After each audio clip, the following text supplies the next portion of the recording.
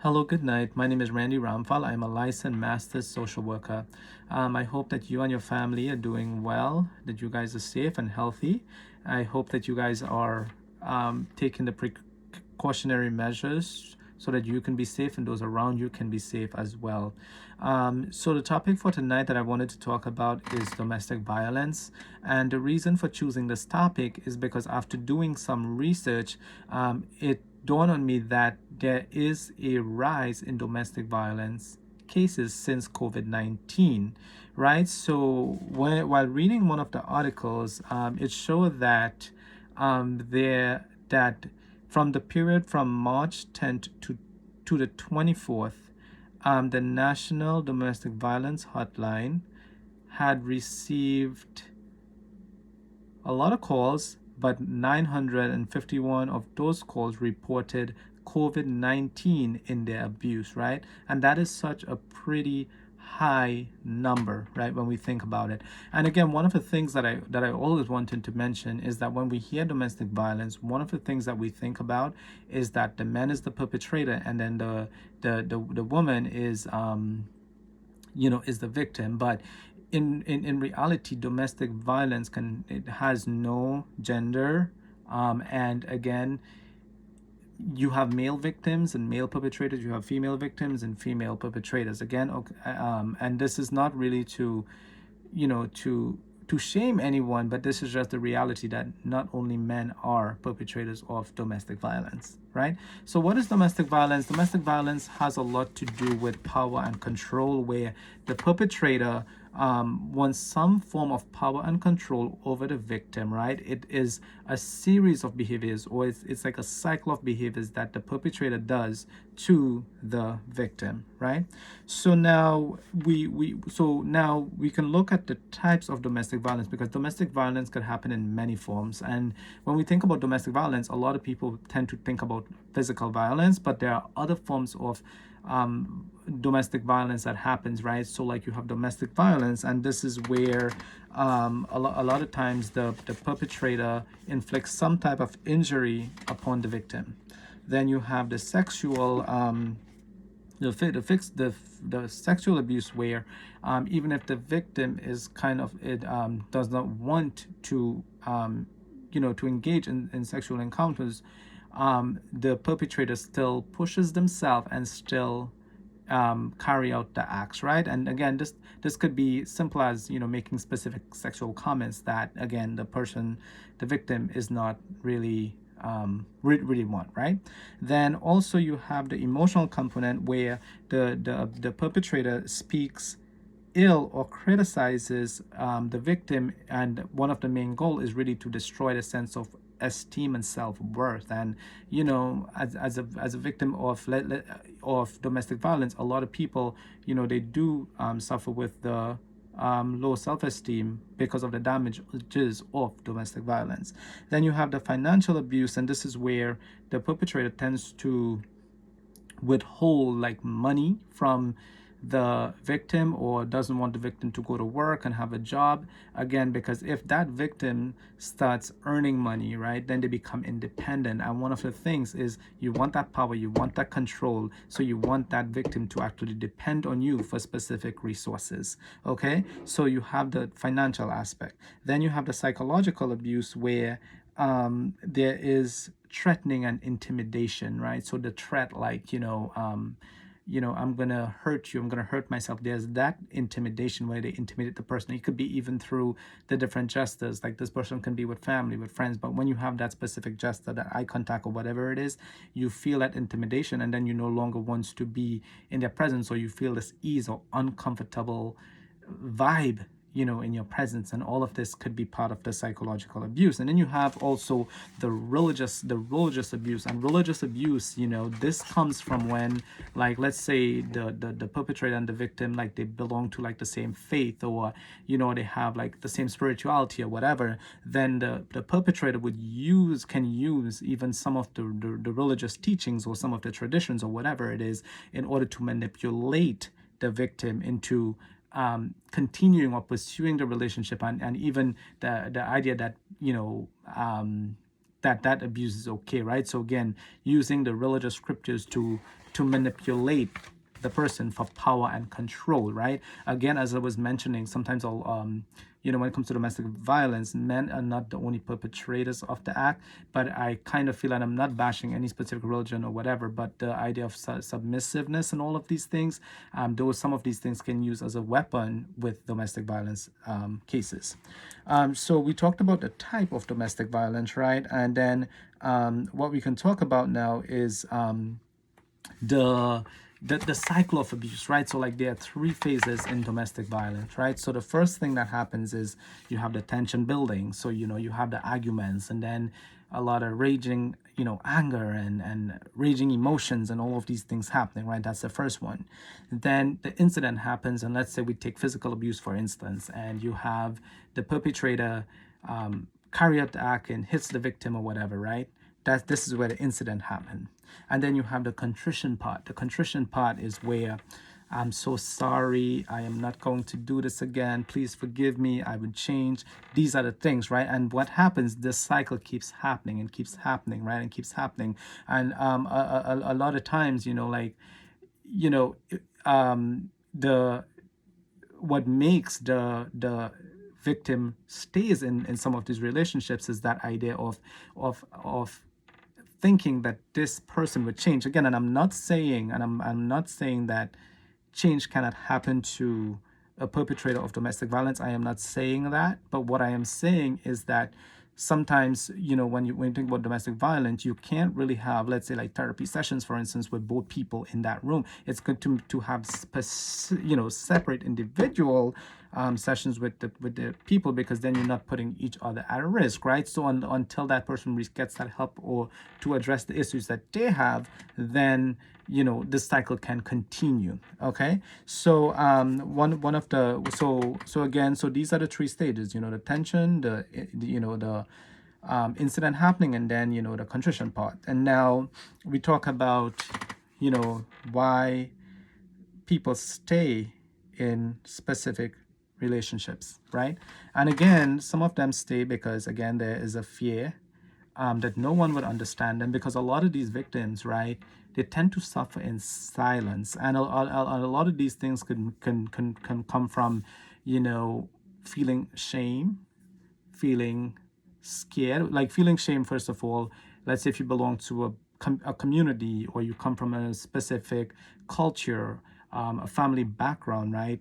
Domestic violence that could lead to separation is not something that is really implemented in many cultures. So some people might feel kind of fearful or ashamed of being a victim of abuse.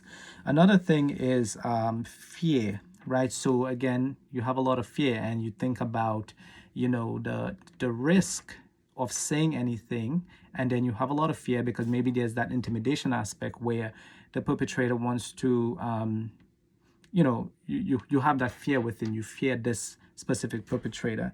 Then there's also a lack of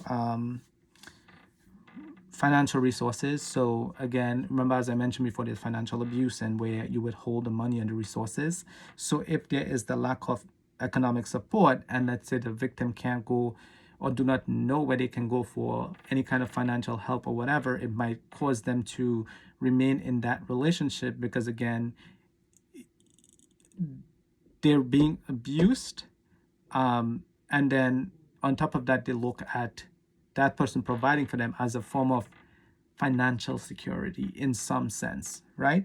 And then we also have the idea of as I mentioned before, thinking that this person is going to change, right? Like you do the contrition, I'm so sorry, I'm not going to do this again, and then the victim is like hoping and having that hope of what they think this person can aspire to be and all of these things, right? And they have that hope that yes, this person's going to change and I'm going to stay until he changes. But again, individual work has to be done in order for change to happen. Change can't happen overnight, right?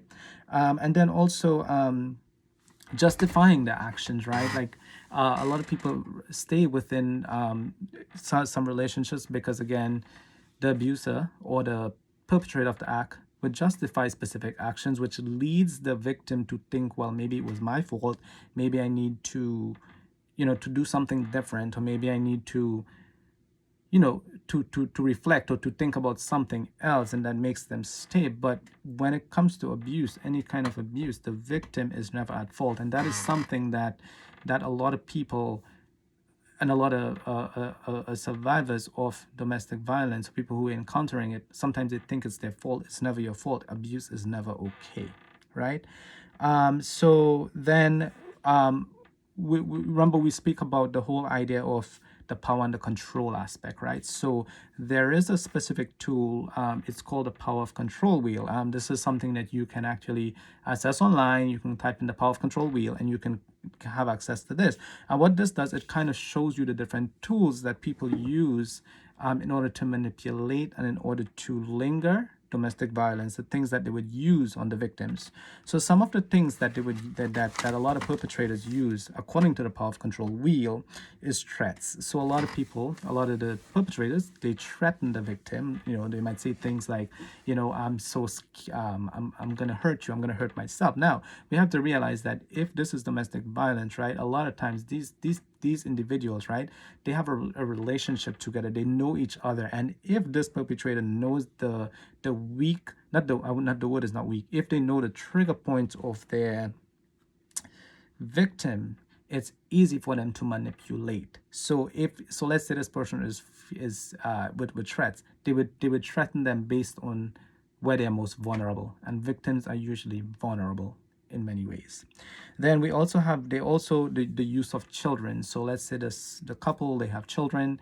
The perpetrator might say to the victim, if you leave, they can do something with their children, or maybe you're breaking up the family. It puts a lot of guilt to the victim that you're the one taking the children, or so forth, right? Using children as a weapon, which is a terrible thing. Then there is also isolation, right? This is another method of power and control. There's isolation. So there is there's like controlling the victim, of controlling them, like basically who they talk to, where they go, basically what they eat, basically controlling the resources they have access to, and isolating them to basically confinement. It's like you and them, right? Because basically the fear is that if they go out, if they communicate, if they see other people, then there's a chance that maybe they might say something about the abuse, and again, they don't want that to happen. So again, there's that phase of isolation. Then there is also, as we mentioned, the financial aspect of it. Like, if the person, if the perpetrator is the one who is, let's say, the breadwinner, the one who's bringing in money, and let's say the victim doesn't have financial resources, then money is used as a form of weapon. Then you also have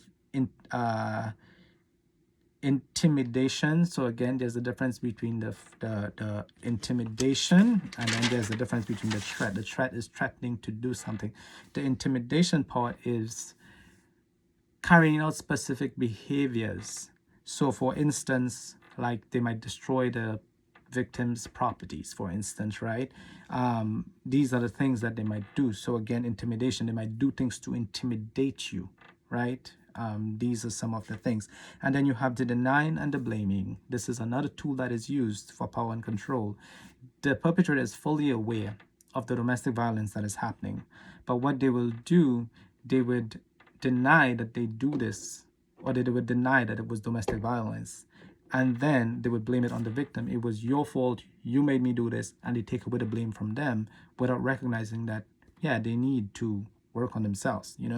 So we have to think about that. So again, we talked a lot in this video. We talked about what domestic violence is, the cycle, some reasons as to why people stay within these relationships. We talk about the types of abuse. We talk about the power and control wheel, and then the last thing is more the domestic violence, right? So the resources. So the thing is, not because we are in a pandemic right now, or there are many situations in life, means that you have to be a victim of domestic violence, right?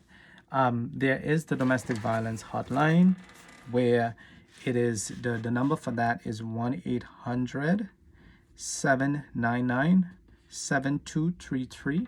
You can call that number. That's 1-800-799-7233. And again, that's the domestic violence hotline. You can call that. If you need to speak to someone, if you're encountering this domestic violence, you can call this hotline. Then if you're unable to speak, right, because maybe the perpetrator is there, whatever, if you're unable to speak, you can text love is, that's LOVEIS, to 22522. That's 22522, right? So you could talk and you could text for, and this is for and this other two hotlines, this is for New York. So the gay lesbian anti-violent project, their number for is 212-714-1141. That's 212-714-1141. You can call that number, and again, that's for New York.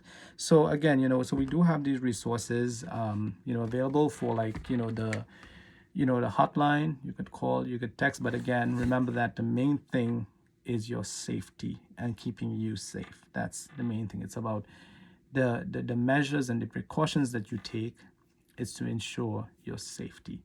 All right, so again, I hope that you guys have a good week and keep safe. Try maybe doing something that you like to kind of escape from basically being aware of the pandemic, but also taking some time to reflect and to do things that you like, right, within the home. All right, so feel free to like, share, and comment. Hope you guys have a good night. Bye.